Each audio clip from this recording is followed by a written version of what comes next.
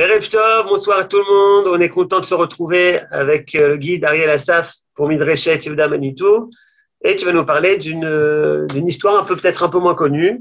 Tu vas nous parler de l'Alia des Juifs d'Afrique du Nord avec l'histoire des enfants d'Oslo et le bateau des Gosses. Pour Midreshet Yehuda Manitou, tu peux rallumer ton micro. Ariel, bonne étude à toutes et à tous. Bien, alors bonsoir tout le monde.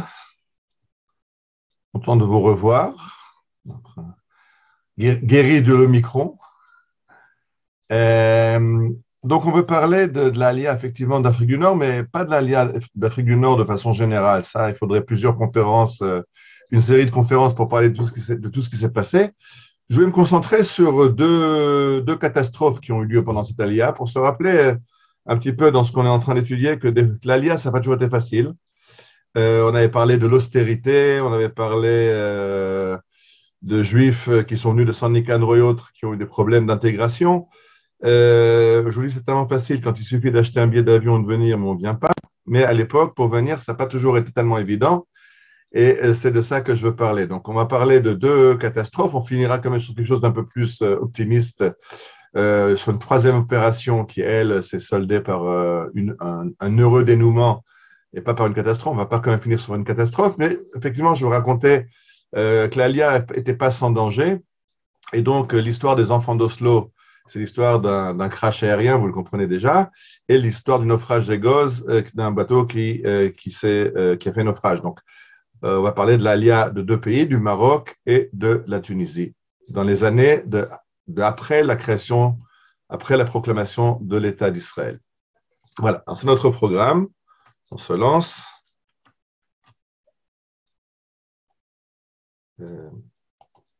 Ok, ça c'était juste pour se rappeler effectivement qu'on avait parlé des aliotes de masse des premières années de l'État d'Israël, de l'austérité. On a eu une conférence, on a parlé du Rav Getz qui fait partie de cette alia qui est venue de Tunisie. Et donc on continue sur un petit peu sur les mêmes thèmes, mais on va parler des choses un peu plus compliquées, du prix qu'il a fallu des fois payer pour cette alia. Et je commence par les enfants d'Oslo. C'est une histoire qui est peut-être moins connue maintenant.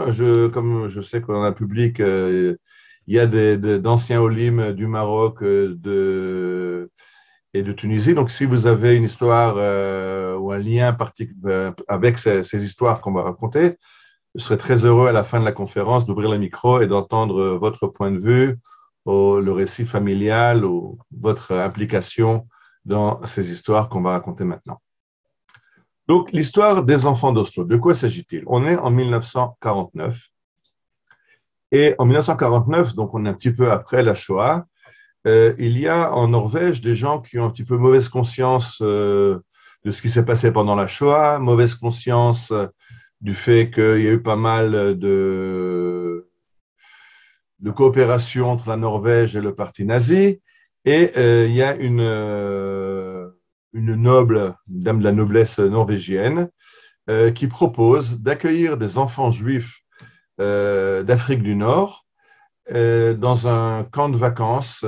C'était anciennement, pendant la guerre, c'était un camp récréatif pour les SS, ni plus ni moins. Donc, donner maintenant un contenu un peu plus positif à ce camp et en faire un camp de vacances pour des enfants atteints de la tuberculose. Que le camp qui avait servi à la SS a été transformé en sanatorium. Et comme il y a des problèmes de santé, il y a une épidémie de tuberculose qui touche des enfants en Afrique du Nord, il propose un séjour en sanatorium en Norvège, tout frais payé par la Norvège dans ce camp.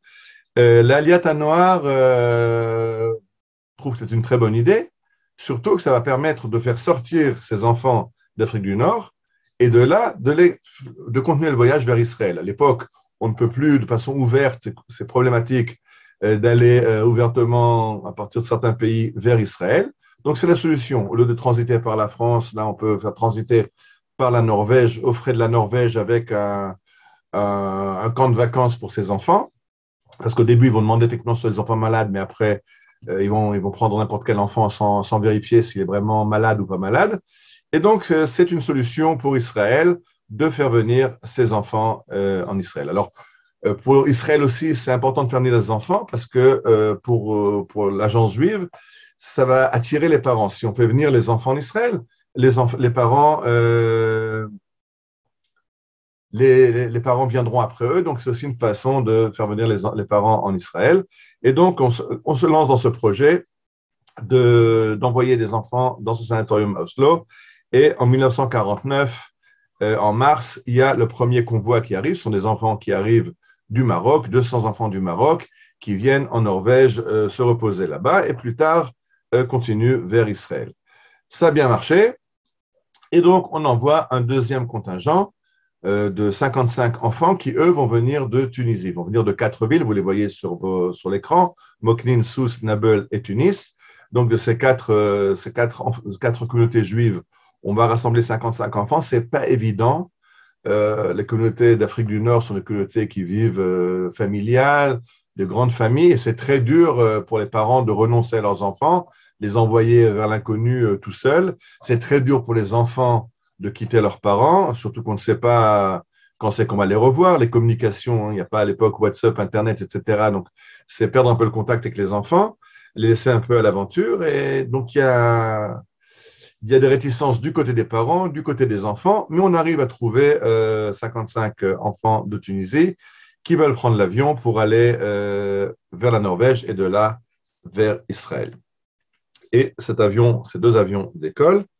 Le plan, vous le voyez sur la carte qui s'affiche maintenant, c'est de quitter la Tunisie, c'est l'aéroport de Tunis, d'aller vers la Norvège et plus tard de continuer vers Israël. Donc ça, c'est le plan de vol qui se fera sur plusieurs mois. Donc, première étape, la Norvège, quelques mois de convalescence, de camp de vacances. Et pour les enfants, c'est ça qui les convainc, un super camp de vacances, ils vont pouvoir jouer, bien manger, etc. Je rappelle que le monde entier est en train de se penser les blessures de la Seconde Guerre mondiale. La Norvège qui va accepter ces enfants, qui leur offre un camp de vacances avec toute la nourriture en abondance, etc., est elle-même encore en période de restriction. Bon, ce n'est pas énorme, il s'agit de nourrir quelques centaines d'enfants, la Norvège peut se débrouiller. Parce que on est vraiment encore dans un monde d'après la guerre mondiale avec tous les problèmes. Et donc, aller en camp de vacances, bien manger, bien se reposer, c'est une bonne idée. Et donc, ça, c'est le plan de vol. Et les deux avions prennent l'air. Et le problème, c'est on est en novembre 49, la météo n'est pas géniale. Et un des deux avions se rend compte qu'il a un problème de radio. Alors, il veut se poser à Paris pour faire réparer sa radio. Le problème, c'est que Paris est couvert de brouillard et il ne peut donc pas se poser à Paris pour réparer sa radio. Donc, il continue son plan de vol sans avoir réparé sa radio. Ça va être critique dans la suite puisqu'il y aura des problèmes de communication avec la tour de contrôle d'Oslo. Ils arrivent vers Oslo. La météo est catastrophique. Vous voyez la carte du côté droit. Vous voyez Oslo en haut de la carte. Et un peu plus bas, il y a un fjord qui va vers Oslo. À l'entrée de ce fjord, il y a un village qui s'appelle Hurum. Et près de Hurum, on va perdre le contact avec l'avion. C'est-à-dire que le premier avion arrive à Oslo et atterrit. Le second, arrivé sur Hurum, commence à prendre contact par radio avec Oslo. On ne comprend pas la radio est mauvaise, on n'arrive pas tellement à établir la communication. Et quelques minutes plus tard, la communication est entièrement rompue et coupée et on n'a plus aucun lien avec cet avion. Alors, j'ai dit dans l'avion, il y avait 27 enfants, parce qu'il y avait 55 enfants au total. Donc, une partie dans le premier avion, 27 dans le second. Et vous voyez qu'ils sont accompagnés par une infirmière, Suzette Cohen-Koudar de Tunis. Lusa Schwartz Janssen d'Oslo, elle, c'est une jeune Norvégienne qui travaille dans ce sanatorium. Et Myriam Sayans d'Israël, l'agence juive. Donc, il y a 3 accompagnateurs, 27 enfants et l'équipage de l'avion, de ce Dakota qui part vers Oslo. Donc, on perd le contact et on ne sait pas ce qui se passe. Alors, on essaie de lancer des missions de recherche. Le problème, comme je vous ai dit, c'est que la météo est catastrophique et donc il est très, très dur dans le froid de novembre en Norvège, dans la tempête de neige, d'envoyer des missions de sauvetage. Et c'est pour ça qu'on voit dans les journaux Maatim Asikuyim Nimtso et Amatos Shovil 29 Eladim Maliat al-Noir. Les chances de retrouver l'avion s'amenuisent. Donc, cet avion qui convoie 29 enfants, c'était 27, c'est pas grave, 27 enfants de la Liata Noire, on a peu de chances de le retrouver. Il y a une mission de recherche. Vous voyez, la dépêche arrive de Londres. Des équipes de recherche de 4 pays s'occupent de recherche dans le brouillard et le mauvais temps. Mais on n'a pas énormément d'espoir de retrouver des gens vivants dans cet avion. Il faut d'abord retrouver l'avion. Il peut s'être craché en mer dans un fjord. On ne sait pas où il est et s'il s'est écrasé, est-ce que quelqu'un a survécu? On n'en sait rien. La seule chose qu'on sait, c'est que les gens de Hurum, je vous ai montré ça sur la carte Hurum qui se trouve au sud d'Oslo, les gens de Hurum ont dit avoir entendu le vrombissement d'un avion à basse altitude qui passait au-dessus d'eux. Donc, c'est pour ça qu'on va lancer les recherches dans la région de Hurum en disant c'est par là-bas. S'il volait à basse altitude, c'est peut-être ou qu'il avait des problèmes ou qu'il a fait une erreur et qu'il s'est craché. Donc, on le cherche dans la région de Hurum, mais au début, on ne trouve rien. Donc, 4 pays participent. L'avion était hollandais, et la Norvège, et les Anglais, et la Suède cherchent l'avion. Et finalement, après 2 jours, on retrouve l'avion. Vous voyez à droite en haut de quoi il avait l'air au décollage. C'est le même, si vous regardez la queue, vous voyez que c'est le même numéro d'immatriculation. Et dans la grande image, vous voyez ce qu'il en reste, la queue de l'avion. Le nez de l'appareil s'est entièrement disloqué. Ce qui s'est passé, c'est que l'appareil est rentré dans les arbres, dans la forêt. Il a arraché les arbres sur une grande distance et puis le nez de l'avion a pris feu. Et est-ce qu'on peut trouver dans un temps pareil, dans cette neige, dans ce froid, après 2 jours et après un tel crash, des survivants? Eh bien oui, on trouve un survivant dans cet accident. Et cet accident, vous le voyez, pardon, ce survivant, vous le voyez, il s'appelle Yitzhak Halal. Vous voyez à droite un dessin qui est dans un des journaux. Vous voyez comment on l'extrait de l'avion. Je pense que ça, c'est un dessin d'artiste. C'est pas tout à fait comme ça que ça se passe. Vous voyez dans le journal du soir, ce soir, l'avion aux 29 enfants retrouvé, un seul survivant. Donc ça, si je me rappelle bien, ce soir, c'était un organe du Parti communiste en France qui annonce cette catastrophe et un seul survivant. Et en fait, ce qui va se passer quand on va après interroger Yitzhak Halal, comment il a survécu, il va dire que quand le pilote a commencé à sentir qu'il était en approche de l'aéroport d'Oslo, mais qu'il est dans le brouillard et qu'il n'arrive pas à établir des contacts, ils ont demandé à tous les enfants de s'accrocher, de s'asseoir dans leur siège et de mettre leur ceinture de sécurité. Yitzhak Halal raconte que les enfants, comme les enfants, ils jouent dans l'avion. Pour eux, c'est tout à fait neuf. Un avion, ils n'ont jamais vu ça. En plus, à l'intérieur de l'avion, voler dans l'avion, c'est formidable. Donc, ils continuent à jouer.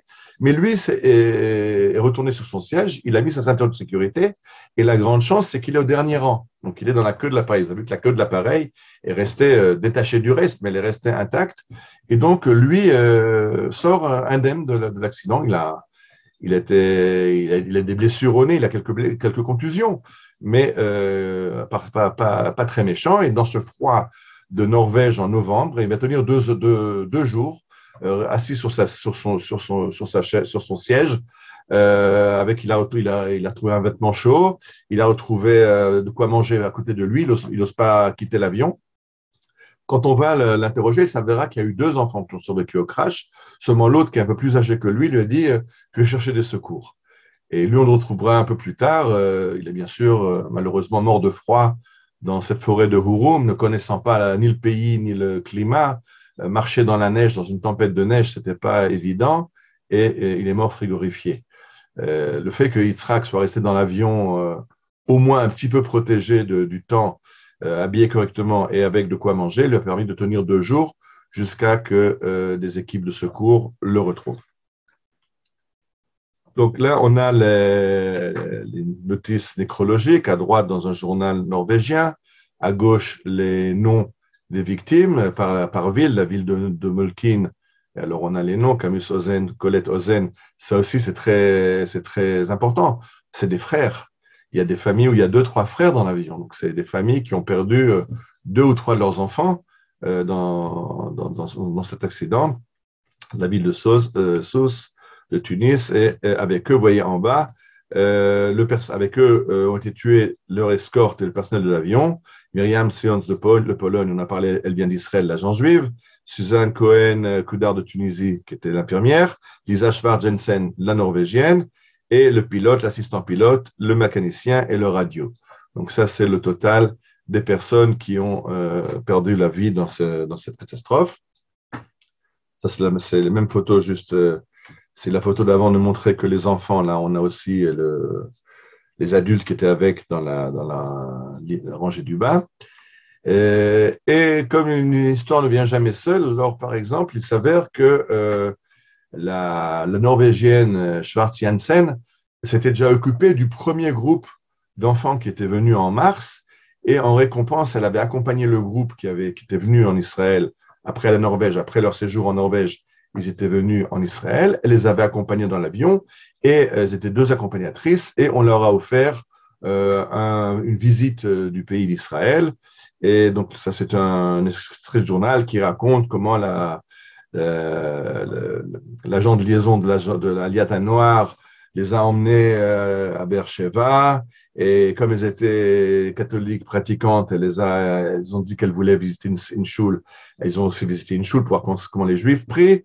Ils ont emmené à la choule à Rishon LeZion. Et ils ont emmené après… pardon. Et l'histoire qui raconte l'histoire dans l'article, c'est pour ça que j'ai mis l'article, c'est la suivante. C'est quand elles sont rentrées dans la choule à Rishon LeZion, la première fois qu'elles voyaient une choule de l'intérieur, elles ont vu comment c'est fait, et alors leur agent de liaison leur a dit, vous savez, sur l'Arche Sainte, où il y a les rouleaux de Torah, il y a une parochette, il y a un rideau en velours, et il y a une tradition que celui qui embrasse la parochette, c'est un acte qui lui donne la longévité, il vivra longtemps. Ça le protège des accidents, ça le protège des maladies. Et donc, ces deux Norvégiennes vont à la parochette, embrasser la parochette. Une de ces deux était malheureusement dans cet avion, dans le deuxième avion qui va s'écraser. Donc, peut-être que sans avoir embrassé la parochette, elle n'aurait pas vécu jusqu'en novembre. En tout cas, elle est décédée, elle avait aidé le premier convoi, elle est venue aider au second convoi, mais là, elle est morte avec les enfants dans l'accident. Bon.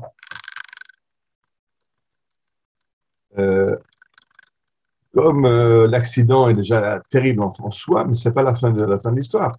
C'est que les parents demandent si déjà ces enfants étaient en route vers Eretz Israël et qu'ils sont morts en route, eh bien, permettez-les, envoyez les cercueils et enterrez-les en Eretz Israël, au moins qu'ils fassent leur alia à titre posthume, qu'ils soient enterrés en Eretz Israël. Et là, la France ne va pas permettre, parce que je rappelle, il y a encore la France en Tunisie, et la France va dire ah non, ils sont partis avec un permis de vacances, un visa pour la Norvège, aller-retour pour la Norvège, personne n'a jamais parlé d'Israël, ils sont citoyens tunisiens, vous les rapatriez en Tunisie, et il n'y a pas eu moyen de discuter avec la France, et les cercueils ont été rapatriés en Tunisie et enterrés en Tunisie. Plus tard, 40 ans plus tard, on va réessayer de parler avec les autorités tunisiennes pour pouvoir récupérer les dépouilles et les enterrer en Eretz Israël. Mais là, c'est déjà l'époque où l'OLP a établi son quartier général à Tunis. Ils sont très influents dans le gouvernement tunisien. Et bien sûr, on ne peut pas parler de transférer des corps de Tunisie vers Israël. Et donc, jusqu'aujourd'hui, ces 27 enfants victimes de cet accident sont enterrés en Tunisie. Mais le titre du journal Le Radar, ils étaient partis pour refaire leur santé. Malheureusement, ils ne sont pas arrivés. Alors, qu'est-ce qu'on peut faire après l'accident? Qu'est-ce qu'on peut faire après cette catastrophe? Vous voyez une proposition de quelqu'un qui s'appelle Chaim Gordon, qui écrit au gouvernement. C'est un juif à Oslo. Je ne sais pas s'il est déjà israélien ou pas israélien. En tout cas, il écrit une lettre, vous voyez à qui elle est écrite. Il l'envoie à la Histadrut Haovdim Hatlalit, donc au syndicat ouvrier, Marichet Haaretz Tel Aviv, au journal Haaretz, au professeur Heinrich Tel Aviv, au professeur Bergman à Jérusalem. Il envoie aux adresses qu'il connaît, il demande que pour remercier les Norvégiens de leur hospitalité et de l'aide qu'ils ont donnée en proposant ce camp de vacances, etc., on pourrait, en remerciement, proposer des bourses d'étudiants à des étudiants norvégiens qui viendraient étudier en Israël. Ça fait le tour des gouvernements. J'ai un petit peu regardé les archives. On trouve tout ça dans les archives sionistes. Et vous voyez à gauche la réponse du ministre de la Justice. Il répond, et je rappelle, c'est en date de décembre 49. Donc on parle 2 mois après la catastrophe. La catastrophe était fin novembre et là on est le 28 décembre, fin décembre. Pardon, 1 mois après. Juste 1 mois après la catastrophe, déjà, Gordon propose cette bourse et le gouvernement répond d'Ati qui haine le kabel Atsato chez le Chaim Gordon. Donc le ministre de la Justice récuse cette demande. בדבר הזמנת ילדים מנורווגיה לארץ על חשבון קרנות ציבוריות, ילדי נורווגיה זקוקים לכך פחות מילדי העולים. On est en pleine aliyah, la grande aliyah de masse. Je rappelle 49, 50, 51, c'est les 2 années et demie où l'État d'Israël va doubler de population. On était 600 000 le 5 Iyar Tachar. On sera à 1 200 000 en 51. On est occupé, on ne sait plus donner la tête et trouver de l'argent pour nourrir, loger, éduquer tous ces olim qui arrivent. Donc, ce n'est vraiment pas la priorité maintenant de chercher des bourses pour amener des jeunes Norvégiens en Israël. Et dit, on peut trouver autre chose, on peut leur envoyer du judaïka, on peut leur envoyer au Parlement norvégien une belle peinture ou un objet d'art, mais les bourses pour étudiants, pour l'instant, on a d'autres chats à fouetter en Israël. Donc ça, c'est une idée israélienne, enfin une idée de Gordon qui est d'Oslo, donc un juif norvégien. Quoi faire pour remercier les Norvégiens? Les Norvégiens ont une autre idée. Ils vont aider à construire un village où se sont installés beaucoup de juifs tunisiens en Israël, le Moshav Yanov. Yanov se trouve dans le Sharon, au nord de la vallée de la plaine du Sharon, la plaine côtière. Et donc, dans ce Moshav Yanov, le gouvernement norvégien propose de fournir des bâtiments préfabriqués en bois pour les nouveaux immigrants. Je rappelle, on en a parlé quand on a parlé de la période d'austérité du Tsena, on est cette période où on a les Mahabarot, les immigrants sont logés dans des tentes, dans des huttes, dans des baraques en tôle, dans n'importe quoi. Donc, des belles baraques en bois avec WC, salle de bain, 65 mètres carrés, ce n'est pas un cadeau à refuser. Et donc, la Norvège envoie. Alors ça, je connaissais, parce que vous cherchez un peu les journaux, vous voyez que le Moshav Yanov s'appelle le Kfar à Norvégie, le village norvégien. Si vous allez à Yanov, il y a là-bas un petit musée qui raconte l'histoire des enfants d'Oslo. Il y a l'histoire, il y a un monument. Mais quelque chose s'est trouvé par hasard en préparant cette conférence, c'est un entrefilet dans un journal. Voilà, alors vous voyez, à la Mishmar du 23 mars 1950, donc on est 4 mois après la catastrophe, mercredi Oslo, 42 maisons préfabriquées ont été chargées aujourd'hui sur le bateau norvégien Bosphorus, qui est actuellement au quai à Oslo, et ces maisons sont envoyées comme cadeau à Israël par les Norvégiens en souvenir des 25 enfants juifs qui ont perdu la vie dans la catastrophe de l'avion qui s'est écrasé près d'Oslo. Donc c'est une belle histoire. Les Norvégiens offrent des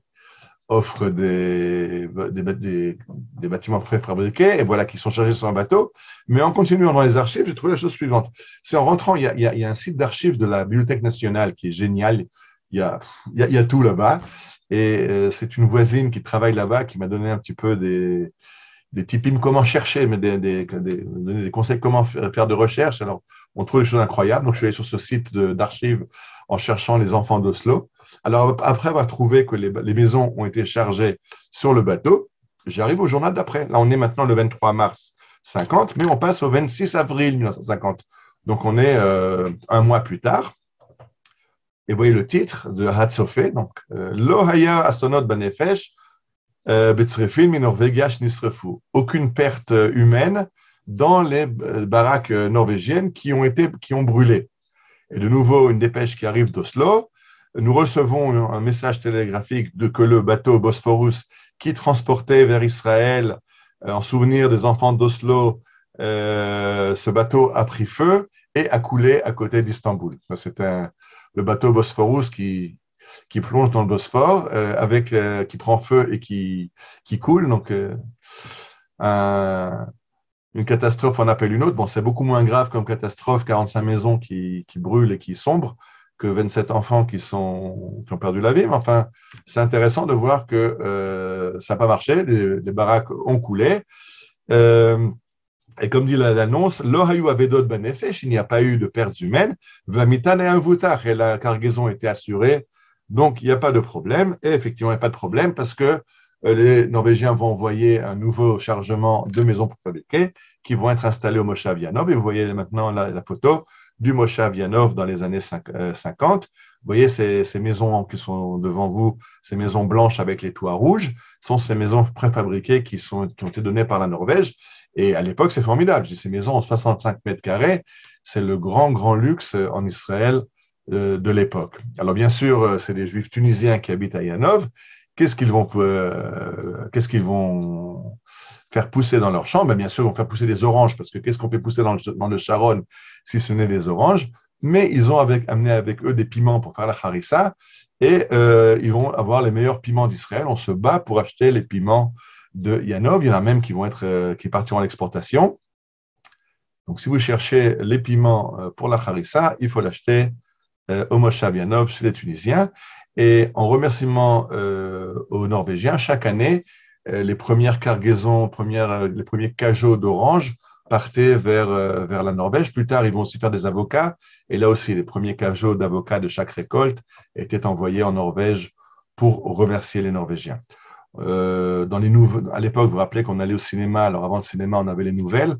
Alors aussi, j'ai retrouvé un extrait des nouvelles. Je n'ai pas réussi à avoir le son, mais on peut voir voilà, les cadeaux des ouvriers de Norvège aux ouvriers d'Israël. Le drapeau d'Israël avec le drapeau norvégien, et une délégation norvégienne qui arrive à Yanov voir ces maisons que les Norvégiens ont offertes à Israël. Donc, je ne sais plus qui est la personnalité, si c'est le Premier ministre ou un ministre, je ne sais plus exactement qui. Il rencontre les habitants de Yanov, et parmi lesquels il rencontre Yitzhak Halal. Voilà, il est avec Yitzhak Halal, qui est donc ce jeune survivant, le seul survivant de cet avion, Yitzhak Halal au Moshav Yanov. L'histoire d'Yitzhak Halal, elle aussi, elle est complexe, puisqu'il a reçu beaucoup de cadeaux en Norvège, seul survivant de la catastrophe. Vous voyez dans un extrait de journal, il a reçu de l'argent, il a reçu des montres, il a reçu beaucoup de cadeaux. Il y a une organisation féminine américaine, peut-être Hadassah, ce n'est pas marqué, qui a offert $4 200 pour son éducation, pour faire une bourse pour son éducation. La famille prétend qu'ils n'ont jamais vu la couleur de cet argent ni les cadeaux. Apparemment, quelqu'un a décidé que cet argent était destiné à l'ensemble de ses enfants d'Oslo. Ce n'était pas uniquement pour Yitzhak Halal. En tout cas, la famille dit que ce n'est pas arrivé dans les poches de Yitzhak Halal. Lui-même a une vie difficile. Il est mort très jeune, en 87. Il est mort d'un cancer en laissant derrière lui une veuve qui elle-même était infirme après un accident de voiture, et 6 enfants, et comme dit l'article, et beaucoup de dettes derrière lui. Dans le Moshav Yanov, dans les années 50, on a fait une levée de fonds pour planter un bosquet à la mémoire des enfants de l'avion, des enfants d'Oslo.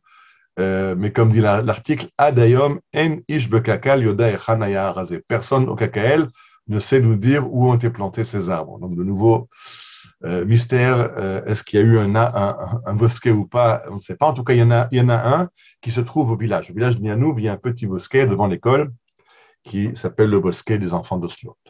Donc, Yitzhak Halal, vous le voyez à droite, quand il était juste jeune rescapé de l'accident, la catastrophe, il était blessé au nez, il avait la coupure qu'il a sur le nez.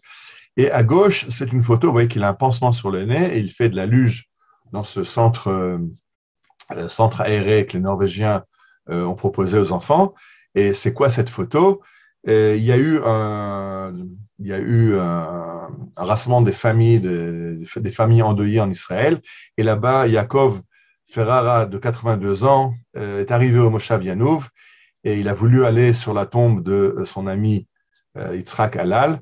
Et il a dit, il se rappelle une chose, c'est que quand Yitzhak Halal est sorti de l'hôpital, on l'a amené au centre et on lui a demandé à lui, Yaakov Ferrara, de prendre Yitzhak, de le distraire, et il l'a emmené faire de la luge. Il sait qu'il y a une photo qui a été prise et il voudrait voir la photo, alors quelqu'un a cherché et a réussi à retrouver cette photo et à l'offrir à Yaakov 60 ans après la catastrophe. Il a reçu cette photo de Yitzhak Halal qui fait de la luge juste après la catastrophe. Alors, ça, à droite, vous voyez de nouveau Yitzhak Halal avec le drapeau norvégien et le drapeau israélien. Yitzhak Halal a demandé qu'une stèle soit posée dans la clairière à l'endroit où on l'a retrouvé dans le fuselage de l'avion.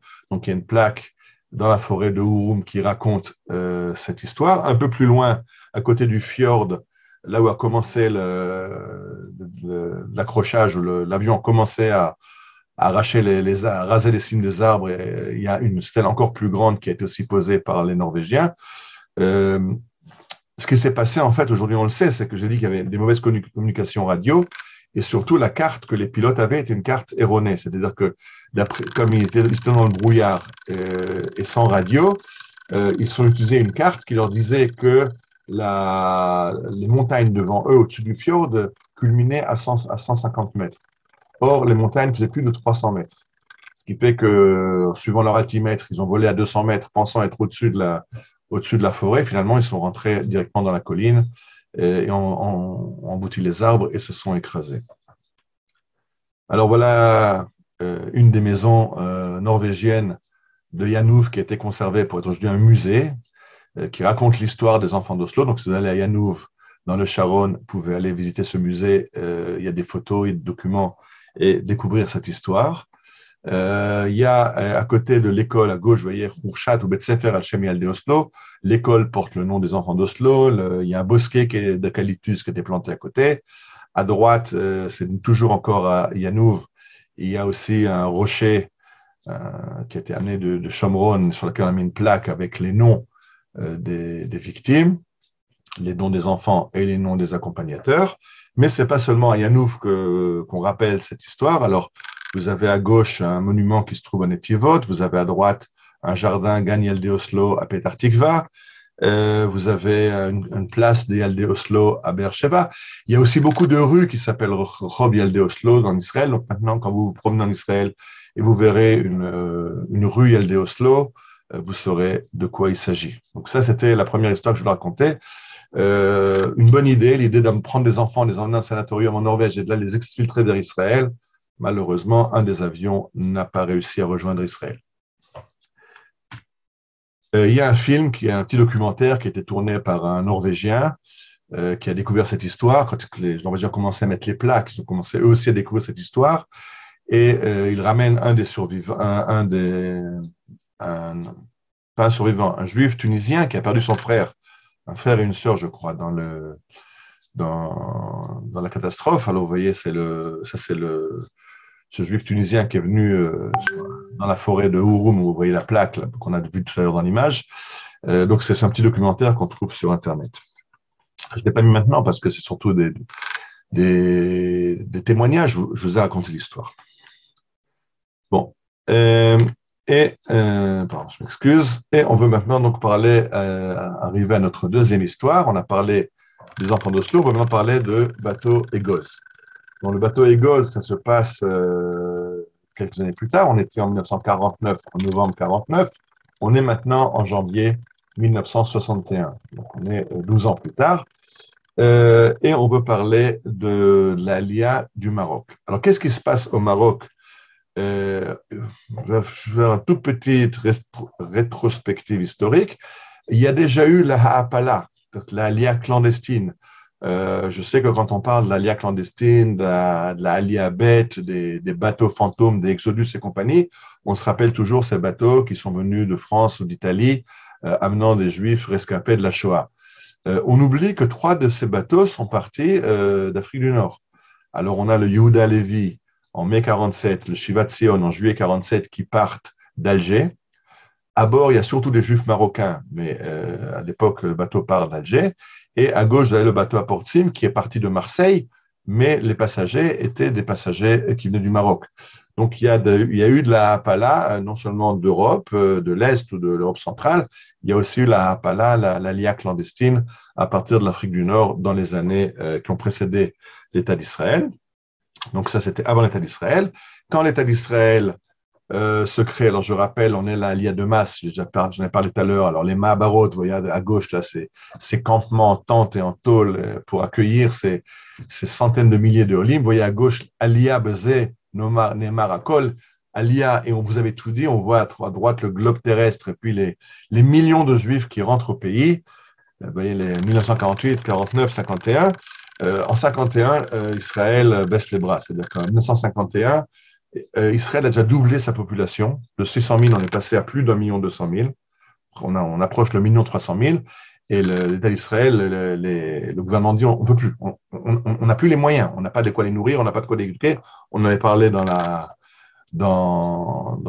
conférence sur l'austérité.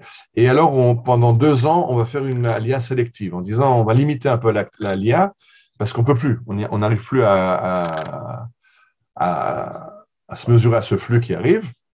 Et alors, vous voyez à droite la caricature. Allez-nous le horaire est taché là, il me chazeket otanu aliyah ou machlishot. Est-ce que l'aliyah nous renforce ou est-ce qu'elle nous affaiblit? Parce que trop, c'est trop, on a du mal à gérer et donc on limite un peu. Mais ce qui se passe, c'est qu'en parallèle, dans un pays au moins, le Maroc accède à l'indépendance. Et avec son accession à l'indépendance, la situation des Juifs se détériore. Parce que le Maroc, qui était un protectorat français, devient maintenant membre de la Ligue arabe, et donc les conditions des Juifs deviennent de plus en plus difficiles, et Israël décide d'envoyer là-bas le Mossad. Je rappelle que le Mossad et les services secrets ont été créés comme un Mossad, l'Aliyabet, c'était l'Institut pour l'Aliyah clandestine, qui revient à ses occupations d'origine, d'aider à l'Aliyah clandestine. On crée une division du Mossad qui s'appelle Amisgeret, le cadre, qui s'occupe d'aider à l'immigration des Juifs du Maroc dont la situation se détériore. Donc, on n'est plus dans l'aliyah de masse. De toute façon, maintenant, du Maroc, on ne peut plus. Les portes sont refermées. Le Maroc ne permet pas la sortie en masse. Israël ne veut pas. Donc, dans les deux que ça se retrouve, mais on comprend qu'il faut aider les Juifs parce que la situation devient insupportable au Maroc. Et donc, le Mossad commence à essayer de sortir des Juifs. Et vous voyez, Yehudit Yereskeli, qui travaille là-bas, qui fait un travail de faux papiers, de faux titres de transport, de fausses cartes d'identité pour pouvoir sortir les Juifs. Vous voyez les articles journaux, il y a Adoud Bemarteret, le judaïsme se cache. Sioné Marokon, Kanousses Farad Bismanam, les sionistes au Maroc sont comme les Maran en Espagne dans leur temps, Shoafim la Alod, Bamemshalam à Québec, ils veulent quitter, ils veulent monter en Israël, mais le gouvernement ne les laisse pas. Il faut se rappeler une chose, c'est que le jeune Maroc, d'un côté, il rejoint le camp arabe, d'un autre côté, il y a 250 000 de Français qui ont quitté le Maroc, et le Maroc a besoin de cette bourgeoisie juive pour remplir les postes vacants, laissés vacants par les Français. Donc, ils ont besoin de cette richesse humaine. Donc, le Maroc, et pour des raisons de politique arabe, et pour des raisons de richesse humaine dont il a besoin, ne permet pas aux Juifs de venir. D'un autre côté, les conditions se détériorent et les Juifs veulent partir. Ça, c'est l'histoire de Yehudit Yereskeli. Je continue. Et dans le cadre de ces opérations d'exfiltration de Juifs du Maroc, le Mossad achète un rafio anglais qui s'appelle Pisces, le poisson. C'était une corvette rapide qui appartenait à la marine militaire anglaise et elle est très rapide. Et à l'origine, pendant la Seconde Guerre mondiale, son rôle était d'aller récupérer des pilotes de la RAF tombés en mer, les récupérer avant qu'ils se noient ou avant qu'ils meurent de froid dans l'Atlantique. Donc, c'était un bateau rapide que le Mossad achète, il le rééquipe de façon à ce qu'il puisse loger des passagers. Et en parallèle, la marine israélienne, on a maintenant une marine, vient repérer un petit peu les côtes du Maroc pour trouver des ports d'embarquement. C'est-à-dire qu'au début, on a beaucoup utilisé les contrebandiers marocains, mais on voudrait faire quelque chose qui ne soit pas géré par des gens en lesquels on ne peut pas avoir une confiance totale, que ce soit Israël qui gère, que le bateau soit un bateau du Mossad, les ports soient, l'embarquement soit géré par Israël. Donc, on trouve ce port de Al-Husayma. Et donc, à partir de ce port, on va embarquer sur ce bateau qui va emmener les Juifs du Maroc vers Gibraltar. De Gibraltar vers Marseille et de Marseille vers Israël. Donc, ça, c'est la filière. Vous voyez la carte, Al-Husayma et Gibraltar, c'est un voyage de 300 km. On longe un peu les côtes et après, il faut traverser le détroit de Gibraltar. C'est un peu problématique parce que la météo n'est pas toujours bonne, il y a des fois des tempêtes. Ce bateau va quand même réussir à faire 12 traversées. Le Egos fait 12 traversées, chaque fois avec une cinquantaine de passagers qui l'emmènent à Gibraltar. Et de Gibraltar, il continue vers Marseille. Pour la 13e traversée, ça va se passer un peu moins bien, ou même beaucoup moins bien, puisque très vite, on va recevoir des messages que le bateau est en détresse, là, une tempête s'est levée, et vous voyez les journaux de l'époque, le Petit Marocain, Al-Husayma, 42 personnes disparaissent en mer pour l'instant, 3 survivants dont le capitaine. 24 cadavres ramenés au port. À droite, journal d'Avar, Tav'as, Finat Olim, Chashash, Sharbaim, Nispo, un bateau d'immigrants a sombré, on craint le décès de 40 passagers. Donc, ça se passe vers l'Afrique du Nord. Très vite, on sait, parce que ce qui s'est passé, c'est que ces Juifs viennent de Casablanca. De Casablanca, ils ont été amenés à Al-Husayma. C'est pas mal d'heures de trajet. Alors, on leur a dit, si on vous arrête en route et il y a un contrôle, vous dites qu'on est en route pour aller pèleriner sur la tombe, j'ai oublié le rabbi, on reviendra. On va en pèlerinage. Et puis quand on s'approche d'Al-Husayma, vous direz qu'on va à un mariage à Al-Husayma. En tout cas, quand ils arrivent à Al-Husayma, l'officier de liaison, l'opérateur radio du bateau, qui est un gars du Mossad, dit la météo est mauvaise, j'ai pas confiance, on part pas. Les gars du Mossad disent non, c'est trop compliqué de les amener jusqu'ici, on les ramène pas à Casablanca, tu les prends et vous tentez votre chance. La décision a été mal prise et le bateau va sombrer. Comme il a été dit, il y aura 22 corps qui vont être rejetés sur le rivage. C'est très bizarre. Hein. Il y a eu 4 survivants. C'est le capitaine et son équipage. L'équipage a réussi à se sauver. Tous les gens, les passagers, eux, se sont noyés, y compris le radio, qui était un homme du Mossad. On va en reparler, Chaim Tsarfati. Chaim Tsarfati, qui lui-même était un ancien olé du Maroc, mais il était déjà depuis 10 ans en Israël. Et lui est resté jusqu'au bout pour envoyer des messages de détresse en espérant que quelqu'un viendrait à leur secours. Avec le mauvais temps, personne n'est venu et finalement, le bateau a sombré et lui aussi a coulé avec le bateau. Lui est un adulte, il n'était pas père de famille à charge d'enfants, puisque c'était des familles qui étaient sur le bateau. Donc, c'est évident que les parents ne veulent pas abandonner des enfants, que les enfants ont du mal à se débrouiller dans la mer. Mais Chaim Tsarfati a décidé de rester jusqu'au bout pour lancer des messages et on a capté les messages. Il a émis pendant un laps de temps assez long, mais personne n'est venu à temps pour sauver. Et les corps qui ont flotté, qu'on retrouve quand après les sauveteurs arrivent et qui voient les débris du bateau et les corps qui flottent, ils les récupèrent. Et les autorités marocaines décident de les enterrer à Al-Husayma, dans le cimetière juif. Vous voyez une photo de ces tombes à Al-Husayma, quelqu'un qui prie sur les tombes des naufragés du Egos. Il y a de nouveau aussi un petit film, on peut voir le cimetière d'Al-Husayma. האתר מרוחק כדי 60 מטר מחוף הים. נמצאים כאן עוד 2 בתי קברות, אחד מוסלמי ואחד נוצרי. שאלנו את שומר בית הקברות המוסלמי, מוחמד אשבר, היכן קבורים יהודים?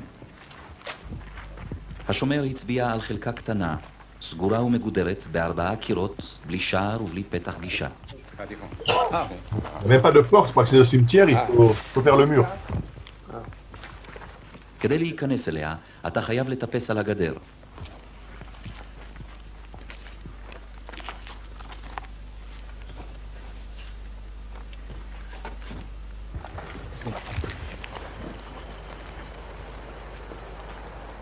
במבט ראשון על החלקה, המכוסה שיחים צפופים, אין רואים את 22 הקברים של תבואי אגוז, והאתר נראה שומם. C'est un cimetière très à l'abandon. C'est un peu dur de בצד tomber. השני Ces של tombes-là ne sont האתר pas les tombes du נמצאים Égos. 5 קברים של יהודים בלתי מוכרים לנו, שנפטרו בשנות ה-40 או ה-50. תחילה היה נדמה שהגענו למקום הלא נכון, אבל כשהיבטנו מעבר לשיחים, נגלו לעין טורי הקברים של חללי אגוז. Voilà les tombes du Égos. הקברים יצוקים בטון ומסודרים בשתי שורות. בראשונה מנינו 15 קברים, ובהם נטמנו מבוגרים, ובשנייה מנינו 7 קברים, ובהם נטמנו בעיקר ילדים. החלקה צמודה לבית קברות נוצרי, גדר משותפת מפרידה בין שניהם. Donc, comme vous avez vu, c'est assez à l'abandon. Bien sûr, à l'époque, on n'a pas de relation diplomatique avec le Maroc, donc c'est pas comme ces enfants qui étaient en Norvège, on a essayé de les amener en Israël. Là, on peut rien dire. Ils sont enterrés par les Marocains au Maroc. Ils ont au moins enterré dans un cimetière juif. C'est-à-dire qu'au début, c'est pas il y a eu des rumeurs comme quoi c'était un bateau de plaisance. Finalement, ils ont vu que c'était que c'était des juifs. Ils ont compris de quoi il s'agissait. Et vous avez ici le nom des victimes. Et vous voyez que ce sont des familles. Vous voyez à droite la famille Maman avec le père, la mère et 3 enfants. En dessous, la famille, à gauche, la famille Ben Harouche. En dessous, Dadon, Edri, El Maliach, Azoulay et Ben Loulou. Et dans l'image du bas à droite, il y a 4 personnes qui ne sont pas venues avec des familles, ils sont venus en tant qu'indépendants. Et en dessous, Chaim Tzarfati, qui est le radio à bord du bateau. Donc ça, c'est le nom des victimes. Quand il y a marqué Nun Yud à côté d'un nom, c'est qu'il est Niftar Nikbar Israël, c'est qu'il va être après transféré en Israël, la dépouille va être transférée. Ceux où il n'y a rien marqué, c'est qu'on n'a pas retrouvé les dépouilles, ils sont disparus en mer. On va dire 2 mots de Chaim Tzarfati, donc ce radio qui embarque à bord. Lui, il est né au Maroc. Il a fait son aliyah de Fès déjà en 1951, donc il est dans la première vague de la aliyah qui arrive. Il a fait son service militaire, il était officier dans les transmissions. D'ailleurs, pendant l'affaire de Suez en 1956, il va être officier de liaison avec les forces françaises, puisqu'il parle français, donc dans l'affaire de Suez, il va être officier de liaison. Et après, il s'engage au Mossad, et quand il entend qu'il y a une opération pour sauver des Juifs du Maroc, il se porte volontaire pour aller aider les Juifs du Maroc. Et c'est comme ça qu'il va d'abord à Gibraltar, et après, en tant qu'opérateur radio sur le Égos, il va faire 12 traversées réussies. Et c'est lui qui, le soir de la 13e traversée, va dire on ne peut pas prendre la mer, la météo n'est pas bonne, on reste, mais que les autres envoyés du Mossad vont dire tu prends la mer, on peut pas retourner. Et Chaim Tzarfati qui va rester à son poste le plus longtemps possible pour émettre des messages de détresse, mais finalement il va disparaître avec le bateau. Pardon, c'est ça ça c'était le Atar Yizkor, donc c'est le site du ministère de la Défense.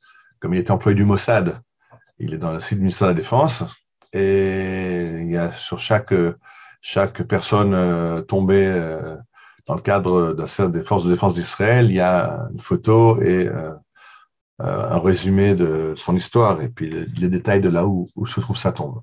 Lui, il n'a pas de tombe, à la fin, il est marqué en bas Halal chez Mekom Kvurato Lonoda, on ne sait pas où il est enterré. Voilà, alors ce qui s'est passé, c'est une histoire terrible, mais elle va avoir une influence très grande. C'est qu'après ça, il va y avoir un mouvement d'opinion très fort dans le monde entier, le monde juif et le monde général, pour dire aux Marocains, lâchez les Juifs, c'est quoi ces conditions dans lesquelles il faut qu'ils s'échappent de nuit sur des petits bateaux qui ne peuvent pas tenir la mer, laissez-les partir. Et en fait, la conséquence du Égos va être une accélération et une permission de sortir les Juifs du Maroc. Et maintenant, de 61 à 64, en 3 ans, il y aura l'opération Yachin dans laquelle 80 000 derniers Juifs du Maroc vont pouvoir partir. Donc, c'était une catastrophe, mais elle a eu un point énorme dans la possibilité qu'ont eu les autres Juifs du Maroc de quitter le Maroc. Vous voyez des pamphlets qui ont été distribués au Maroc, à nos frères juifs du Maroc, 44 de nos frères qui voulaient monter en Israël ne sont pas arrivés, etc. Soyez forts, on va sortir. On essaie de les encourager. Et après, on arrive dans ce que j'appelais l'opération Yachin, Yetziat Marocco. Et en 3 ans, les dizaines de milliers de Juifs du Maroc vont pouvoir quitter le Maroc. Alors, ils vont arriver, on a déjà par bateau, s'installer. C'est déjà, on est un peu mieux loti qu'après les mains à Barot. C'est pas facile. L'Alia n'est jamais facile. La Klita est encore moins facile. Il y aura beaucoup de problèmes. Je ne cache pas qu'il y a des problèmes. Mais j'ai voulu parler aujourd'hui du prix, des fois, de montrer combien on a dû lutter pour l'Alia et que des fois, certains n'ont pas réussi à arriver au terme du voyage. Pour les gens du Egoz, ils ont réussi à arriver en Israël 31 ans plus tard. Malheureusement, pas de leur vivant. Et vous voyez un article de journal, en 1982, on commence des pourparlers avec le Maroc pour ramener les corps en Israël. Ça va aboutir 10 ans plus tard. Ça va prendre un certain temps. Mais 10 ans plus tard, en 1992, le Maroc va permettre de transférer les corps. Et vous voyez à droite la Levaya à Jérusalem. Ils sont au Har Herzl. Après le cimetière militaire, il y a là-bas les tombes du Salvador, un bateau de l'Alia qui a coulé pendant la Shoah, et aussi les corps qui ont été récupérés, ont été transférés à Herzl. Et à côté, on a les tombes on parle des problèmes de l'enquête qui était faite après, les responsabilités, etc. C'est pas ça qui m'intéresse maintenant dans cette histoire. Ce que vous voyez maintenant devant vous, là, au Mont Herzl, ce sont les tombes des 22 personnes qu'on a repêchées, qui étaient transférées à Al-Khosema, qui ont été transférées au Herzl. Et juste à côté, vous avez encore des tombes qui ne sont pas des tombes, ce sont juste des plaques qui portent les noms de ceux qu'on n'a pas retrouvés. Donc c'est comme ça aussi au Har Herzl, quand il y a des soldats qui ont disparu. Et on a aussi ces plaques qui servent de tombe pour quelqu'un qui n'a pas de tombe. Alors on a aussi gardé cette même idée pour les passagers du Egoz, des vraies tombes, là où il y a des tombes, et des plaques commémoratives pour ceux qui ont disparu en mer. Après, il y a un monument à côté qui raconte l'histoire, donc le Zechram Shel Memdalot Mapile Egoz, en souvenir, en mémoire de 44 Mapilim sur le bateau Egoz. Et il y a même une chanson qui a été écrite sur leur histoire.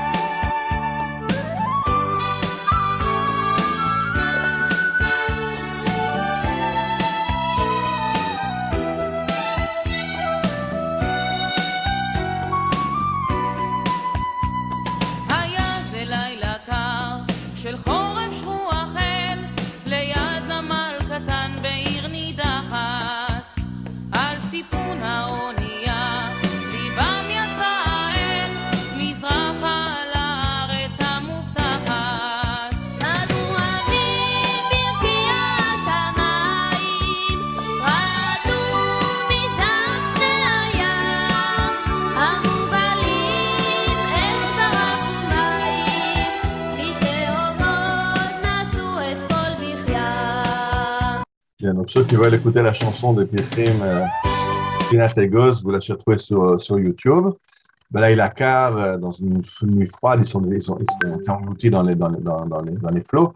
Vous pouvez écouter la chanson. Bien sûr, comme tout à l'heure, on avait parlé dans un temps d'Oslo, on a des monuments dans différentes villes. De nouveau, bien sûr, dans les villes où il y a beaucoup de Marocains, on trouvera plus aux lignes du Maroc, on trouvera plus de monuments. Donc, à gauche, vous avez un monument à Ashdod, à droite, vous avez un monument à Yavne. Vous avez à Chatzor Agilit une maquette du Egoz, vous avez une maquette du Egoz Kikar, Egoz à Ramleh. Donc, dans plusieurs villes. De nouveau, on a aussi des rues Egoz, Khalaleh Egoz, ou Sfinat Egoz, dans différentes villes d'Israël. Et on a aussi, même à Ashdod, en plus du monument au Egoz, il y a aussi un monument Yad Agvura Ashdod, qui rappelle les gens du Mossad, de la Misgeret, qui ont œuvré en Afrique du Nord pour faire sortir les Juifs d'Afrique du Nord. Donc ça, c'était sur l'histoire du Egoz. Donc on a parlé de 2 catastrophes. Mon but était de parler un peu du prix qu'il a des fois fallu payer pour la Aliyah. Donc un crash aérien, un bateau qui a sombré. Je ne voulais pas finir sur une note aussi triste, donc je vais finir sur une note plus gaie d'une opération de Aliyah qui a réussi et qui vient justement juste après le Egoz. Juste après le Egoz, j'expliquais qu'il y a un grand mouvement d'opinion. et ça devient peut-être un peu plus facile de sortir des Juifs, ça va être plus facile de sortir les Juifs du Maroc, mais dans un premier temps, c'est pas encore tellement facile, il faut encore trouver des solutions. Maintenant, le Egos n'est plus une solution, après la catastrophe, on ne veut plus prendre le bateau, on cherche une autre solution. Et on arrive à l'opération qui s'appelle mural, comme une peinture murale. Vous voyez à gauche marqué Nifza Moral, c'est pas moral, le moral, c'est mural, c'est la peinture murale. Et vous voyez sur l'image un juif marocain avec ses habits marocains qui est accueilli là par un Suisse avec son drapeau suisse dans les alpages de Knesset City. Alors, juste quelques minutes sur l'opération murale pour finir sur une note un peu plus gaie. Donc, l'opération murale, c'est que après le Egos, on cherche une autre solution. Et le Mossad dit, on va essayer de recommencer un petit peu le modèle peut-être des enfants d'Oslo. C'est, on va créer une organisation caritative suisse ou prendre contact avec des organisations caritatives suisses et on va leur demander de proposer des vacances au grand air en Suisse pour des enfants juifs et musulmans du Maroc.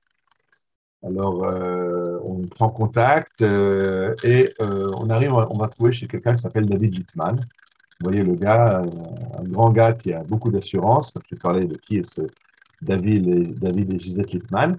David Littman est un juif qui a grandi, qui est né à Londres, mais qui habite en Suisse, qui fait partie de la High Society. Et dans les années 50, il lit le livre de William Shirer, La montée et la chute du Troisième Reich. Ça lui fait un choc. Il découvre ce qui s'est passé dans la Shoah. Et il dit, mais qu'est-ce que j'aurais pu faire? Si moi, j'avais été à cette époque-là dans un pays neutre, un pays en Amérique, en Suisse, qu'est-ce que j'aurais pu faire pour venir en aide? Et donc, il faut que je trouve une cause à laquelle je peux me consacrer. Il est en Suisse, il a une belle prestance, une bonne éducation anglaise, il a fait les meilleures universités anglaises, et lui, il tape aux portes des organisations juives. Je voudrais faire du bénévolat, on ne propose rien. Et tout à coup, le Mossad, qui est en train de mettre au point son opération d'envoyer des enfants villégiateurs en Suisse, dit, ben, voilà, c'est l'homme rêvé. Et il vient au Maroc comme représentant d'une organisation suisse, une ONG suisse qui veut le bien-être des enfants. Alors lui, bien sûr, il va trier les enfants qui doivent partir en villégiature. Bien sûr, chaque fois que ça va être des enfants musulmans, il va leur donner une date qui est fausse. Il va essayer, bien sûr, le but, c'est d'envoyer des jeunes juifs qui veulent sauver. Donc, il va, bien sûr, c'est ouvert à tout le monde. On va essayer de trouver comment envoyer ces jeunes juifs en villégiature en Suisse. Et voilà, les avions les emmènent faire des vacances en Suisse. Et bien sûr, de là, ils continuent vers Israël. Donc, ça, c'est l'opération Mural. Et vous voyez un article de journal Mea Yeladim Bemoral Gavois. Il y a un jeu de mots entre Mural, qui est le nom d'opération, et Moral, ils ont le moral beau fixe, 100 enfants, c'est 100 enfants des 530 enfants qui sont emmenés qui sont venus du Maroc à l'été 61, qui viennent d'arriver dans le cadre de l'opération Mural. Pourquoi l'opération Mural a été arrêtée en plein milieu?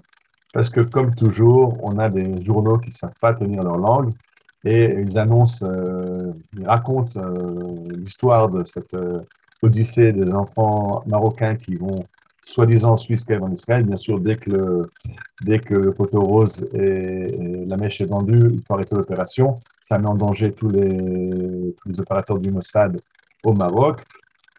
David Littman ne savait même pas qu'il était engagé par le Mossad. Lui, il croyait qu'il travaillait pour l'agence juive. Il n'a jamais dit qu'il était au Mossad. Tout ce qui était plus officiel, il était avec sa femme. Donc, il faut faire attention de protéger. Donc, on a arrêté cette opération. Mais voilà, donc il y a aussi des opérations qui ont réussi. Pour finir avec sur un moral gavois pour nous aussi, un moral un peu plus ogothique qu'après les histoires un peu terribles. Alors maintenant, moi j'ai fini. Mais justement, si vous avez des liens avec ces histoires, avec cette alia du Maroc, du Tunisie, c'est très intéressant d'entendre votre histoire à vous. Voilà. Johan, tu me permets d'ouvrir les micros, s'il te plaît? Je peux faire aussi, moi. Merci beaucoup, Toda Rabba Ariel. On va maintenant permettre aux personnes de réagir. Et je dois avoir Robert. Voilà, vous pouvez ouvrir le micro. Ariel, tu peux aussi rallumer ton micro. Moi, est-ce que je pose une question? Oui.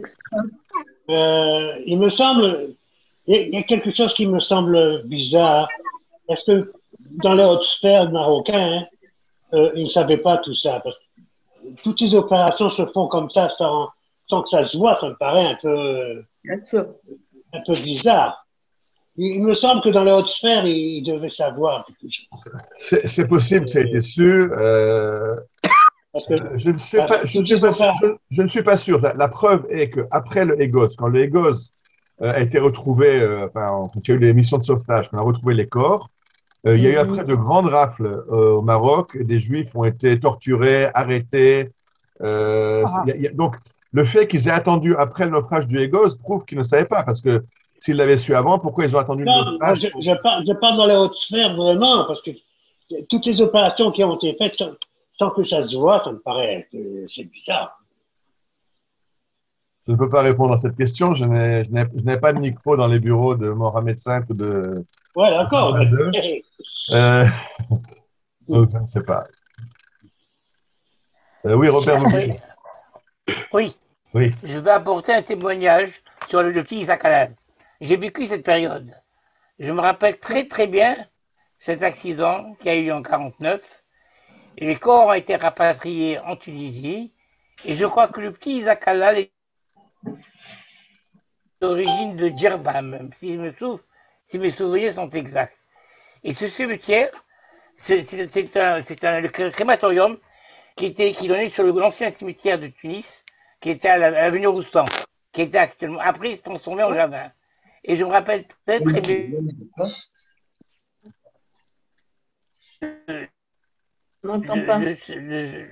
Cette époque, j'étais un petit jeune, j'étais avec ma mère et j'étais présent. J'ai vu cette scène et j'ai vu la douleur de tous les parents. C'est le témoignage que je voulais vous dire. Et lorsqu'on parlait d'Isaac Halal, on disait le petit Isaac Halal toujours.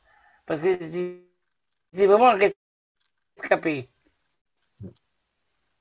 Et là, mes souvenirs sont.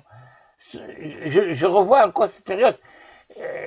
C'est des souvenirs que j'ai gardés. Hein. Merci beaucoup. C'est ce que je voulais vous dire. Merci. Ariel. Oui. Ariel, quelqu'un qui a mentionné sur le chat qu'il y a une plaque commémorative à la synagogue Chaim Belaïch à Rehov Mekor Chaim, à Jérusalem. Je t'ai envoyé la photo de la plaque. Si tu peux la montrer comme ça sur ton téléphone, je t'ai envoyé la photo de la plaque. Ok, je vais voir si je peux la montrer. Attends, je vais voir. J'ai dit, il y a beaucoup de. Je l'ai envoyé. Oui, on la voit, Daniel. On l'a vu, Daniel. On la voit. Oui. Ah, vous l'avez vu, ok, donc c'est bon. Oui. Maman, c'est un Je vois une Marlène qui a un micro. Regarde. Vous voulez parler? Non, j'ai dit que j'avoue que je ne connaissais pas cette histoire. Et באמת, זה...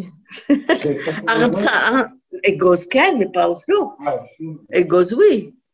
Mais pas Ariel, un grand merci. Franchement, c'était une histoire très peu connue. Il faut que tu aies dû bosser des heures dessus.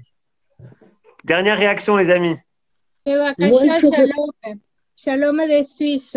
Je voulais juste, je n'ai pas compris bien, l'enfant qui était sauvé dans l'avion qui est tombé, le seul qui était vivant, est-ce que finalement il est resté vivant longtemps ou est-ce qu'il est mort après? Je n'ai pas compris. J'ai dit, il était en Israël, il s'est marié, il a eu 6 enfants. J'ai dit que malheureusement, il est décédé jeune d'un cancer. Ah, voilà, c'est ça. Ah, c'est ça. Bon, simplement. Oui, Madame Saraf? Oui, simplement dire que petite fille, je suis plutôt, je suis algérienne. Mon père était algérien, mais ma famille maternelle était au Maroc et j'ai vu comment ça se passait. J'avais une tante qui habitait le Mela à Fès pour parler du secret. Et je me souviens très bien y avoir été pendant la guerre, puisque les Juifs en Algérie avaient perdu leur nationalité française, avoir été au Maroc et que le Mela était gardé il y avait des portes qui enfermaient, qui séparaient le Mela, c'est le ghetto finalement, où les Juifs vivaient, du reste de la population. Et les secrets à l'intérieur du Mela étaient très bien gardés. C'est pour répondre au fait que ça ne se savait pas partout. Merci. Je vous en prie, merci. Savoir aussi, personnellement, est-ce qu'il y a des possibilités de connaître comment dirais-je, ce que sont devenus ou sont passés les gens, pas de cette alia, mais de la deuxième, l'alia bête, la deuxième alia, où il y avait des gens qui venaient du Maroc, c'est-à-dire aux alentours des années 1900-1910. Je ne sais pas s'il y a des registres. Je sais qu'au camp de athlètes, vous savez qu'il y a un camp d'internement d'athlètes, oui. Il y a un musée de l'Alia clandestine, et là-bas, ils essaient de faire des registres. J'ai vu là-bas, par exemple, je crois qu'il y avait j'avais cherché le Yehuda Levi, donc, qui était venu d'Alger, et ils avaient la liste des passagers qui étaient là-bas, effectivement. Et après, il faut essayer de la trouver en Israël, il faut chercher dans un annuaire téléphonique ou chercher de la famille, je ne sais pas comment. Mais je crois que le musée d'athlètes essaye de mettre à jour les listes des gens qui sont venus dans l'Alia clandestine. Alors, je vais aller voir, j'habite Zichron Yaakov, c'est pas très loin. Je vais y aller parce que j'ai une arrière-grand-mère il y a eu qui venait du Maroc, dont le mari avait été assassiné, qui est venue vivre avec ses 6 enfants. Seule ma grand-mère est restée au Maroc et a été mariée alors qu'elle devait avoir 14 ou 15 ans. Mais elle est venue avec ses 6 enfants vivre en Israël. Et j'aimerais bien retrouver, nous sommes les seuls descendants de ce côté-là, j'aimerais bien retrouver où est sa tombe. Et je n'arrive pas, je connais les noms de famille, je connais tout, et les familles juives marocaines protègent je ne sais pas pour quelle raison. Madame Safi, il y a aujourd'hui une application sur le téléphone qui s'appelle Graves. Ils sont en train de répertorier tous les cimetières d'Israël. Vous mettez ce que vous savez, un nom de famille, une date de décès, et ça vous donne tous les gens qui correspondent avec les tombes et le Waze pour arriver jusqu'à la tombe. Donc, moi, je m'en sers énormément quand je vais arriver sur une tombe spécifique dans un cimetière. Il y a une application du nom. Si vous avez un nom, c'est… Oui, bien sûr. Si c'est un nom qui est trop commun, vous risquez de… J'ai eu des fois 180 retours. Si vous cherchez un Moshe Cohen, vous risquez d'en avoir 2000. Il y a une application qui permet de retrouver des tombes. Je vous remercie infiniment. Je vais essayer. Merci beaucoup, Ariel. Merci. Formidable. Merci. Merci. Razak Baruch. Merci. לילה טוב. לילה טוב. תודה רבה.